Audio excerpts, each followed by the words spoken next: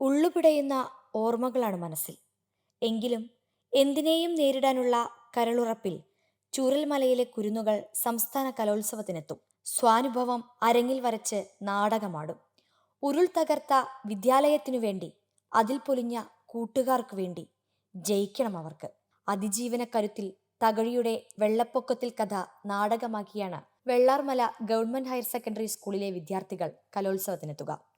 ആദ്യമായാണ് വെള്ളാർമല സ്കൂളിന്റെ നാടകം സംസ്ഥാന കലോത്സവത്തിനെത്തുന്നത്. HS വിഭാഗത്തിലാണ് മത്സരിക്കുന്നത്.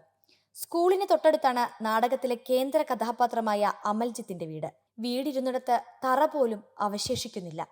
മീറ്ററുകളോളം ഉരുളൊഴുക്കിൽ അകപ്പെട്ട അമൽജിത്ത് ചെളിയിൽ നിന്നും സ്വയം കുതറി ജീവിതം വാരിപ്പിടിച്ച അനുഭവം കൂട്ടുകാർക്കായി പങ്കുവച്ചു.